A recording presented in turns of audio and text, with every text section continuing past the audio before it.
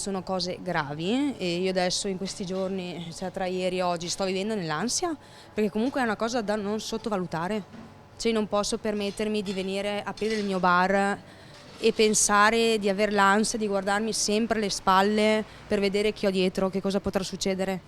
Senza aver fatto niente di male. Senza aver fatto niente, faccio il mio lavoro, cioè non disturbo nessuno, quindi io apro e chiudo normalmente il mio bar. È ancora scossa Alessia, titolare del G-Bar di Via Matteotti a Padova, dopo l'aggressione subita dal suo socio da parte di uno spacciatore a cui ha assistito sabato sera.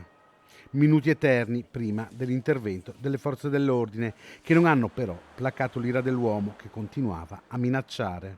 Continuava a minacciare davanti alle forze dell'ordine, perciò la persona non si fa, penso, problemi a ritornare a ripetere quello che ha detto, perciò di minacciare soprattutto a me di accoltellarmi, se non è oggi, domani o tra un mese, per poi magari scapparsene in Marocco come lui diceva. Perciò e la paura di persone così, io non ho paura, però ovviamente mi fa pensare, mi preoccupo per le ragazze che lavorano qui con noi. Sono uscite le autorità, nonostante li avesse davanti, lui continuava verso il mio socio, quindi lui non ha avuto neanche paura delle autorità lui, finché non l'hanno fermato e nonostante lo avessero fermato lui continuava a minacciare. Il pensiero di farsi giustizia da sé c'è. Ho chiesto aiuto anche alle autorità, non sanno darmelo.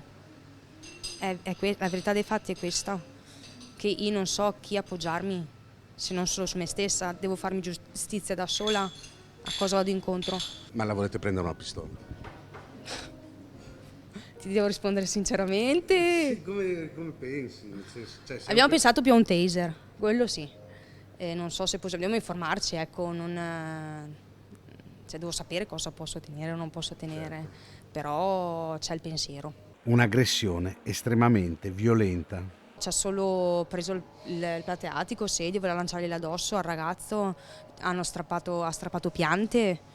Per fortuna non ci sono stati danni sia alla persona che ai nostri oggetti. Una bella zona, quella di Via Matteotti, centrale, che si sta però trasformando. Dalle prime ore del mattino a metà pomeriggio alla sera non c'è più un orario ed è una situazione bella questa, lo stanno rovinando perché non sono i semplici tossici, i semplici ubriachi che si accasciano e dormono, non sono quella tipologia di persone, sono dei tossici pericolosi che ti si avvicinano anche con delle siringhe al collo, quindi è una situazione che va presa assolutamente in mano.